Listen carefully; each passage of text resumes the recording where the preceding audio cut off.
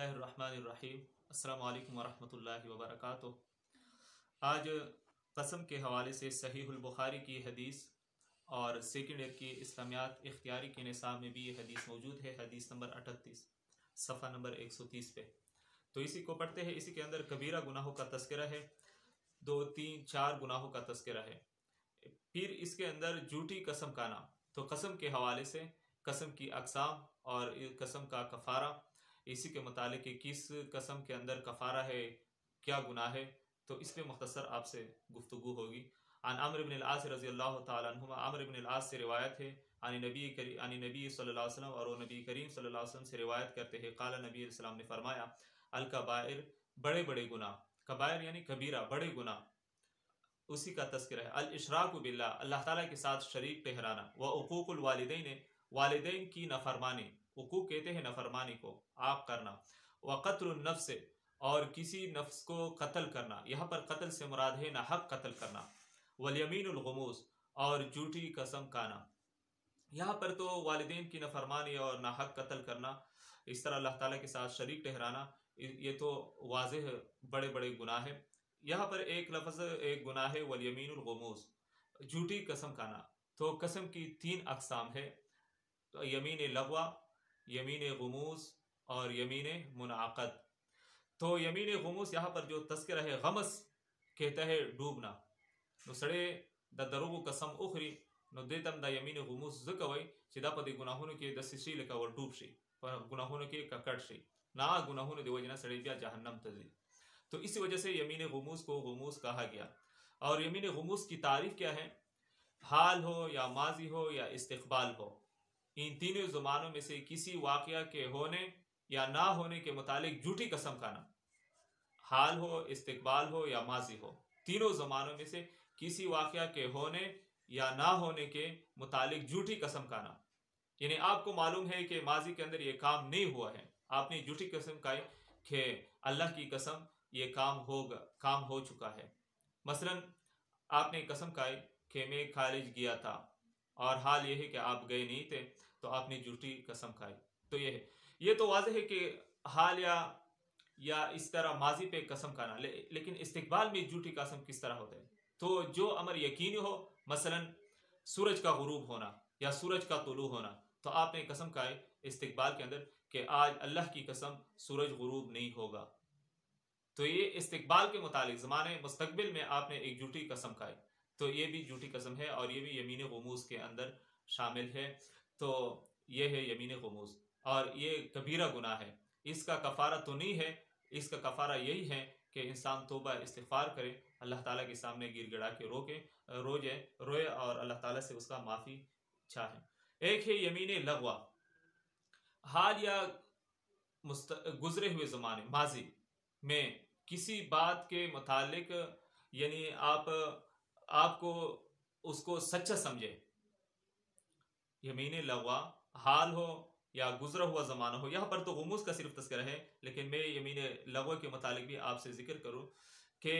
हाल हो या गुजरे हुए ज़माने के बारे में किसी बात के होने या ना होने से मुतालिक अपने आप को सच्चा जानते हुए कसम खाना। ये है फतावा उस्मानिया के अंदर यही तारीफ लिखी है, सफ़ा नंबर 6 पे। तो यमीन लग़वा में यही तारीफ लिखा है कि हाल या गुजरे हुए ज़माने के बारे में किसी बात के होने या ना होने से मुतालिक अपने आप को सच्चा जानते हुए कसम खाना, यानी ख़ुद जानता ते रिश्तुन कारी तब कसम उखरे नोदा यमीन जमन पर उर्फ के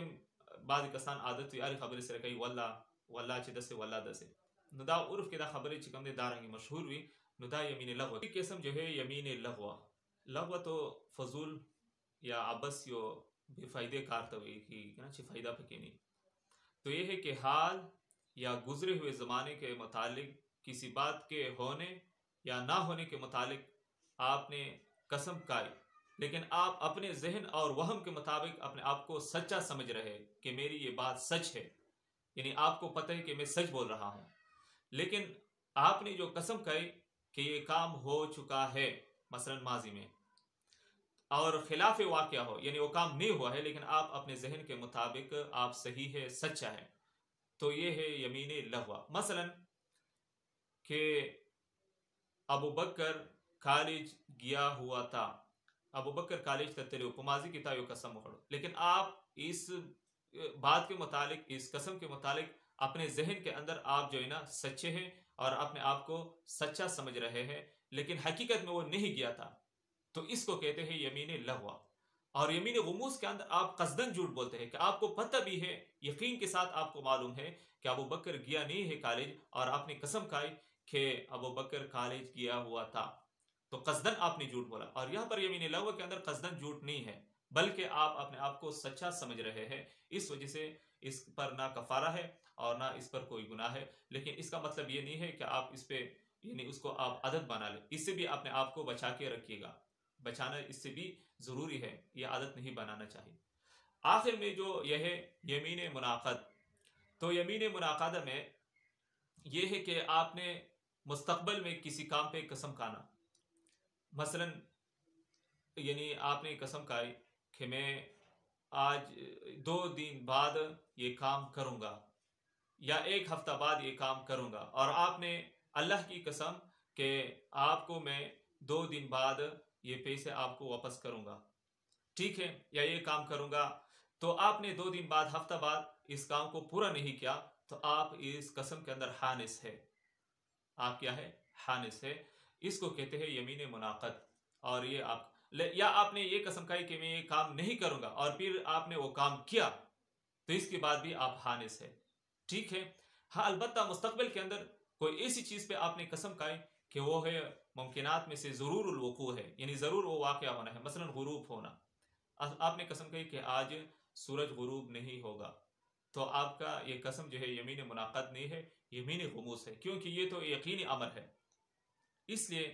یمین منعقد میں کفارہ بھی ہے اور اس پر گناہ بھی ہے اگر آپ نے کفارہ ادا نہیں کیا، اور یمین غموس کے اندر کفارہ نہیں ہے، البتہ اس کے اندر یہ ہے کہ جس نے قسم کھائی ہو اس پر توبہ اور استغفار پھر ضروری ہے۔ اب یہ بات کہ قسم جو آدمی حانث ہو گیا اس پر کتنا کفارہ ہے، وہ کتنا مسکینوں کو کھانا کھلائے گا یا پیسے دے گا یا روزے رکھے گا، تو اس پر انشاءاللہ دوسری کلپ میں آپ کے ساتھ مخاطب ہوں گا انشاءاللہ۔ والسلام علیکم ورحمۃ اللہ وبرکاتہ۔